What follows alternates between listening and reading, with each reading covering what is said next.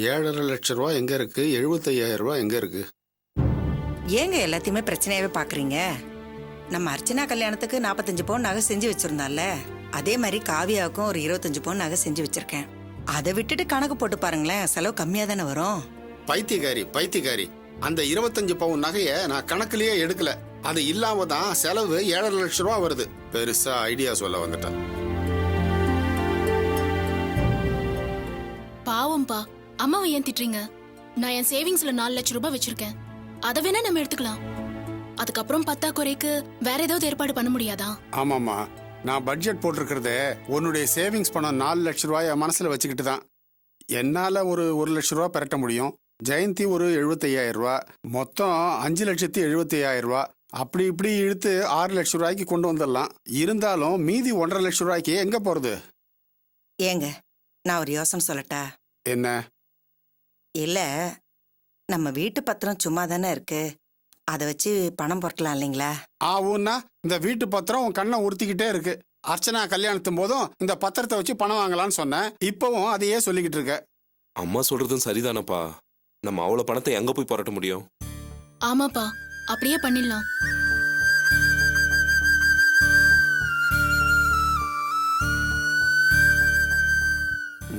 சரி, பத்திரத்தை வச்சு பணம் வாங்கிக்கலாம்.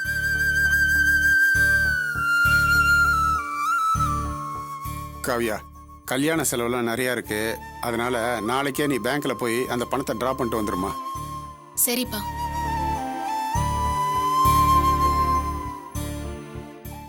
என்ன டாக்டர், என் ஒய்ஃபுக்கு ஆபரேஷன் பண்ணணுமா?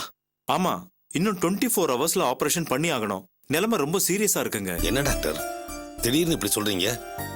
ஆரம்பத்துல பயப்படுறதுக்கு ஒண்ணுமில்லைன்னு சொன்னீங்க. ஆமா சொன்னேன். அது மட்டுமா சொன்னேன்? அவங்கள எமோஷன் ஆகாம பாத்துக்கங்கன்னு சொன்னேன்ல, அப்படியா நடந்துகிட்டீங்க? தேவையில்லாம அவங்கள எமோஷன் ஆக்கி இப்போ இந்த நிலைமையில கொண்டு வந்து விட்டுட்டீங்க. மருந்து மாத்திரை எங்களோட ட்ரீட்மெண்ட் மட்டும் ஒரு பேஷண்ட குணமாக்கிடாது. பேஷண்டோட கோஆபரேஷனும் அவசியம். உங்க சைடுல இருந்து அது எங்களுக்கு கிடைக்கவே இல்லையே. இன்னும் 24 மணி நேரத்துக்குள்ள உங்க ஒய்ஃபுக்கு ஓபன் ஹார்ட் சர்ஜரி பண்ணியே ஆகணும். அப்பதான் அவங்கள காப்பாற்ற முடியும். அப்புறம் இன்னொரு விஷயம், உங்க ஒய்ஃபோட பிளட் குரூப் AB நெகட்டிவ், ரொம்ப ரேர் குரூப். அவ்வளவு ஈஸியா கிடைக்காது. நாங்களும் சொல்லி வச்சிருக்கோம், நீங்களும் ட்ரை பண்ணுங்க. Okay doctor.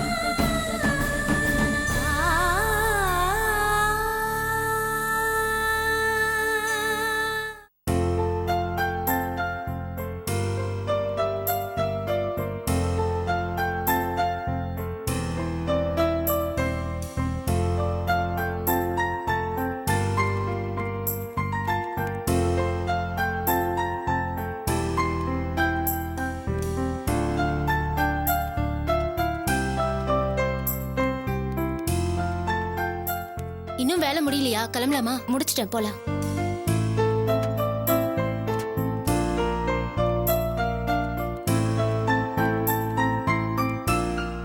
என்ன வாசு, மணி 6 ஆயிடுச்சு. எல்லாரும் கிளம்பிட்டாங்க, நீ கிளம்பலையா? சார், இன்னும் அக்கௌண்ட்ஸ் வேலை கொஞ்சம் இருக்கு. அது முடிஞ்ச உடனே கிளம்பிடுறேன். அதை நாளைக்கு வந்து பாத்துக்கலாம்ல. அன்னன்னைக்கு வேலையை அன்னன்னைக்கே முடிச்சோன்னு MD ஜாயின் பண்ணும்போதே சொல்லியிருக்காரு சார். பரவாயில்லையே, MD மனசறிஞ்சு வேலை பார்க்க கத்துக்கிட்ட. Very good. நிச்சயம் ஒரு மனசுல உனக்கு இடம் உண்டு. MDக்கு மட்டும் ஒருத்தர் பிடிச்சிருச்சுன்னா அவர் அதுக்காக என்ன வேணாலும் செய்வாரு. எப்படியாவது உன்னோட வாழ்க்கையை முன்னுக்கு கொண்டு வந்துருவாரு. அப்போ நீ வேலையை பாரு, நான் கிளம்புறேன். சரிங்க sir.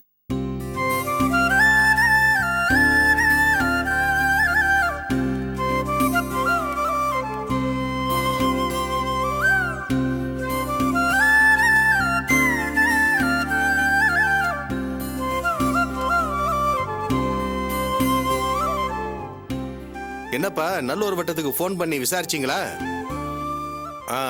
May I come in sir? அப்புறம் rotary club, Lions club, welfare association இங்கெல்லாம் தகவல் சொல்லிட்டீங்களா? என்னப்பா இப்படி சொல்றீங்க? ஆ? எங்கேயுமே கிடைக்கலையா? எமர்ஜென்சின்னு சொன்னாங்களேப்பா. ஒரு உயிரை காப்பாத்தி ஆகணுமே. அப்போ ஒன்று செய்யுங்க. ஏபி நெகட்டிவ் பிளட் வேணும்னு டிவியில மொபைல்லையும் எஸ்எம்எஸ் பண்ணுங்க. ஓகே, சரி.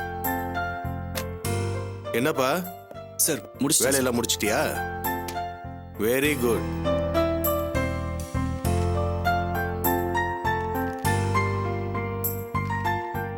பரவாயில்லையே, 2-3 நாளே நல்ல முன்னேற்றம் தெரியுதே. ஆ? ஓ, மணி 6:30 ஆயிடுச்சா? சரிதான். ஆபீஸ்ல யாரும் இருக்க மாட்டாங்களே, எல்லாரும் கிளம்பி இருப்பாங்களே. ஆமா சார், நான் தான் கடைசி. வேலையை முடிச்சுட்டு போலாமேன்னு நான் கிளம்பல. Very good. சார் என்னப்பா? போன்ல ஏதோ பிளட் வேணும்னு பேசிட்டு இருந்தீங்களே. ஆமாப்பா, ஒரு 45 வயசு லேடிக்கு heart operation. AB negative group தேவைப்படுது. அது ரொம்ப ரேர் குரூப். அதான் எங்க கிளப் மூலியமா முயற்சி பண்ணிட்டு இருக்கோம். எங்கேயுமே கிடைக்கல. கிடைச்சா ஒரு உயிரை காப்பாத்தலாம். சார் எந்த ஏபி நெகட்டிவ் தான் சார். வேணும்னா நான் போய் கொடுக்கட்டுமா சார்? ரொம்ப சந்தோஷம்ப்பா. என் ஸ்டாஃபுக்கு இப்படி ஒரு நல்ல குணம் இருக்கிறத நினைச்சு நான் ரொம்ப பெருமைப்படுறேன். நீ என்ன பண்ற, உடனே இந்த ஹாஸ்பிட்டலுக்கு போய் இந்த டாக்டரை பாரு. மற்ற விஷயம்லாம் அவருக்கு நான் ஃபோன் பண்ணி சொல்றேன். சரிங்க சார்.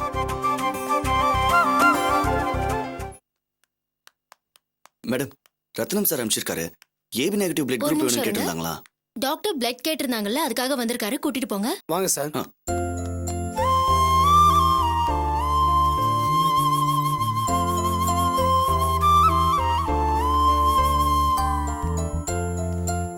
உள்ள வாங்க sir. Doctor, AB negative blood குரூப்க்கு வந்திருக்கேன். வணக்கம் சார். வாங்க.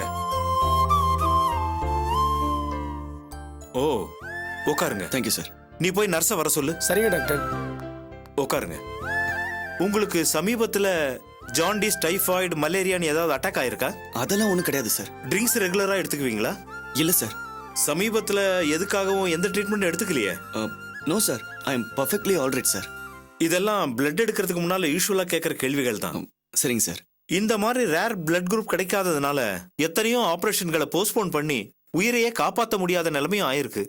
இந்த அம்மா விஷயத்திலயும் எங்க அந்த மாதிரி ஆயிடுமோன்னு கவலைப்பட்டுக்கிட்டு இருந்தேன். நல்ல வேளை பிளட் கொடுக்க நீங்க வந்துட்டீங்க. டாக்டர், இவரை கூட்டு போய் பிளட் எடுக்க ஏற்பாடு பண்ணுமா? ஓகே டாக்டர், வாங்க ஓகே சார். டாக்டர்.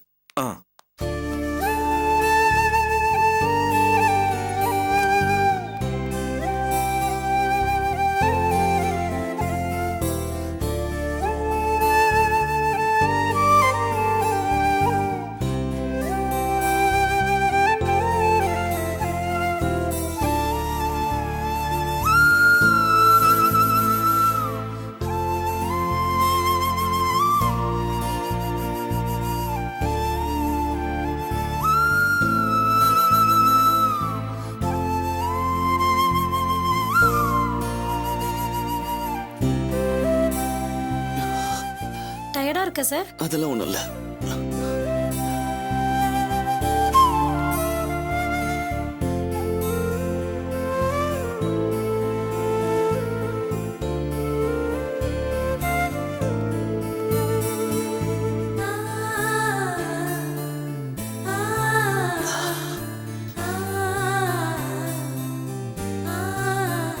இந்தாங்க சார். தேங்க்ஸ். மயக்கம் வர மாதிரி இருந்தா எங்கள்கிட்ட சொல்லுங்க. சரிங்க.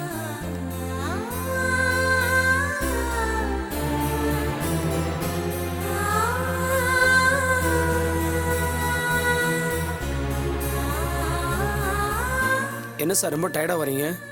எவ்வளவோ முயற்சி பண்ணியும் அந்த ரத்தம் கிடைக்கலப்பா. ஆபரேஷனுக்கு தேவையான பிளட் கிடைச்சிருச்சு சார்.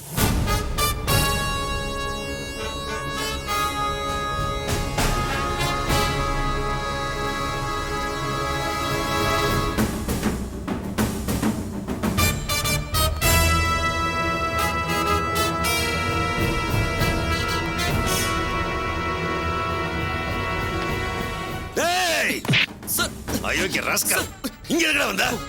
சார் நான் அது உன் பொண்டாட்டி ஆத்தால வந்தாளுங்க. அவளுகளை திருத்தி அனுப்பி வச்சேன். இப்படி திருட்டுத்தனமா வந்து என் பொண்டாட்டியை பார்த்து உறவு ஒட்ட வைக்கலாம்னு பாக்குறியா? இல்ல சார். இவ்வளவு நாள் உன்னை உதைக்காம விட்டு வச்ச மத்தியா? அது ஏன் தப்புடா? இன்னைக்கு விட மாட்டேன் உன்னை.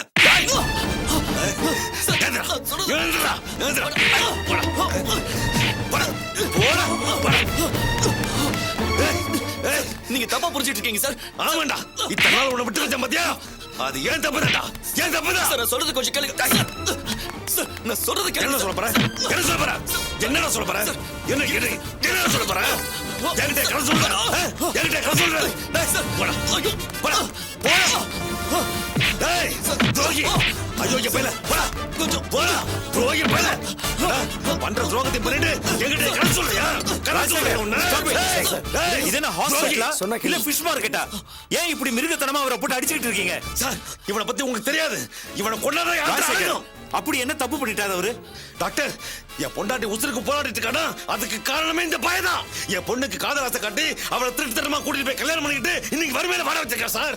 அந்த கொடுமையை தாங்க முடியாம தான் என் பொண்டாட்டி கதிக்கு ஆளாயிட்டான். இன்னைக்கு என்ன தைரியம் இருந்தா அவளை பார்க்கவே ஹாஸ்பிட்டலுக்கு வந்திருப்பா. அது உங்க சொந்த பிரச்சனை.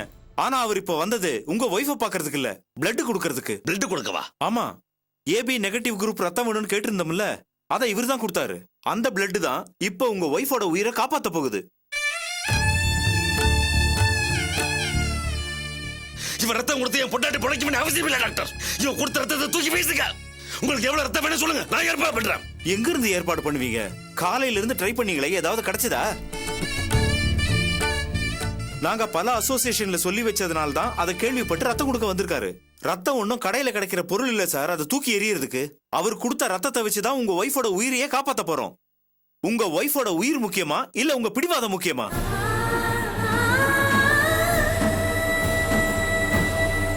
பிகினிங்ல இருந்தே உங்ககிட்ட இருந்து எங்களுக்கு கோஆபரேஷன் இல்ல. இப்படி நடந்துக்கிறதா இருந்தா உங்க ஒய்ஃபை டிஸ்சார்ஜ் பண்ணி வேற ஹாஸ்பிட்டலுக்கு கூட்டு போங்க.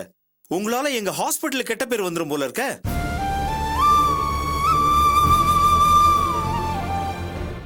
சிஸ்டர், அவரை கூட்டு போய் ஃபர்ஸ்ட் எய்ட் பண்ணுங்க. Okay doctor. டாக்டர், உள்ள வரும்போது யாருக்கு ரத்தம் கொடுக்க போறேன்னு தெரியாம தான் வந்தேன். இப்பதான் தெரிஞ்சது சாரோட ஒய்ஃபுக்காக தான் ரத்தம் கொடுத்துருக்கானே. அவரோட கோபதாபம்லாம் நியாயமானதான் டாக்டர். தயவு செஞ்சு அவரை திட்டாதீங்க. உங்களை மாமான்னு கூப்பிடுறதா சாருன்னு கூப்பிடுறதான்னு எனக்கு தெரியல. ஆனா நான் எப்படி கூப்பிட்டாலும் நீங்க ஒத்துக்க போறதில்ல. இந்த நிமிஷம் வரைக்கும் ரேவதியோட அம்மாவை காப்பாத்த தான் நான் ரத்தம் கொடுத்துருக்கேன்னு சத்தியமா எனக்கு தெரியாது. நீங்க சொன்ன மாதிரி என்னால அவங்களுக்கு இப்படி ஒரு நிலைமைன்னா நான் பண்ண பாவத்துக்கு பரிகாரமா நான் ரத்தம் கொடுத்ததா நினைச்சுக்கிறேன். தெய்வாதீனமா இது நடந்திருக்கு. அதுக்காக நான் அந்த கடவுளுக்கு தான் தேங்க்ஸ் சொல்லணும். என் மேல உங்களுக்கு கோபம் இருக்கும், அதுக்காக இந்த ரத்தத்தை மட்டும் வேண்டாம்னு சொல்லிடாதீங்க. தயவு செஞ்சு அவங்க உயிரை காப்பாத்துங்க.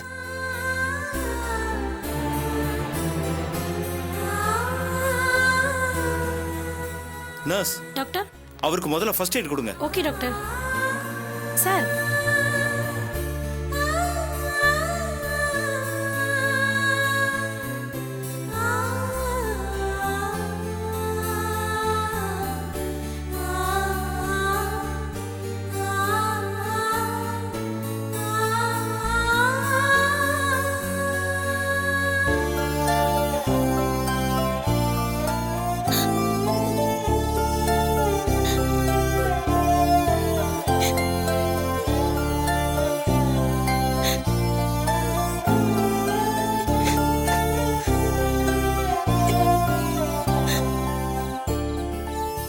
ரேவதி,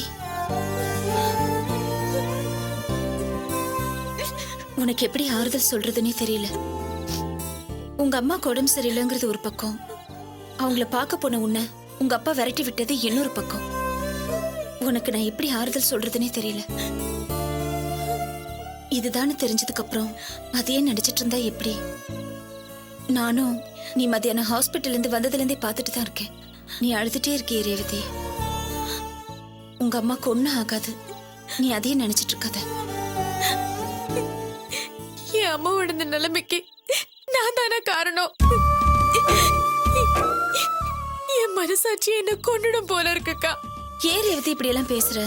நீ எந்த விதத்துல காரணம்? எதுக்காக இப்படி எல்லாம் யோசிக்கிற?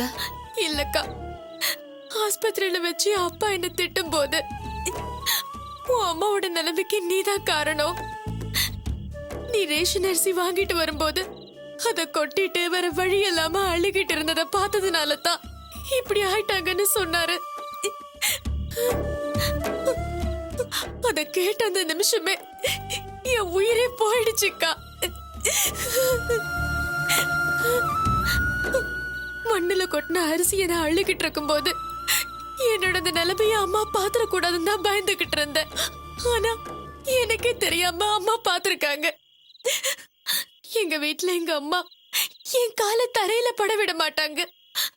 வெயில்ல போனா கருத்துருவேன், மழையில நினைச்சா சளி பிடிக்கும், ஜுரம் வரும்னு பார்த்து பார்த்து செய்வாங்க. காலேஜுக்கு போற வயசுல கூட எங்க அம்மா மடியில படுக்க வச்சுதான் ஊட்டி விடுவாங்க. ஒவ்வொரு நிமிஷமும் நான் சந்தோஷமா இருக்கணும்னு எனக்காக எல்லாத்தையும் பார்த்து பார்த்து செய்வாங்க. எங்க அப்பா கஞ்சத்தனமா இருந்தாலும் அவருக்கு தெரியாம எனக்கு செலவுக்கு பணம் கொடுப்பாங்க. அப்படிப்பட்ட அம்மா என்ன இப்படி மூலியா பஞ்ச பராரியா ரோட்ல கொட்டின அரிசியை அள்ளி போட்டுக்கிட்டு இருக்கிறத பார்க்கும்போது அவங்க மனசு என்ன பாடுபட்டிருக்கும். அதனால தானே அவங்களுக்கு நெஞ்சு வலி வந்து ஹாஸ்பிட்டல்ல படுத்திருக்காங்க.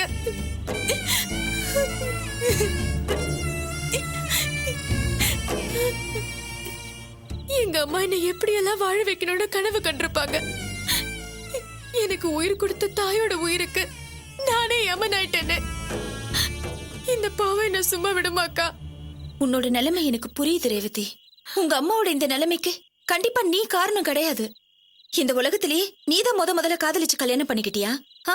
பெத்தவங்களை தூக்கி போட்டுட்டு வந்த முதல் பொண்ணு நீதானா? சொல்லு. காதலிக்கும் போது காதல் பெருசு, காதலிச்சவனையே கைப்பிடிச்சதுக்கு அப்புறம் வாழ்க்கை பெருசு. அதனால பெத்தவங்கள 2ஆம் பட்சமா தூக்கி போட்டுட்டு வர்றது சகஜம்தான்.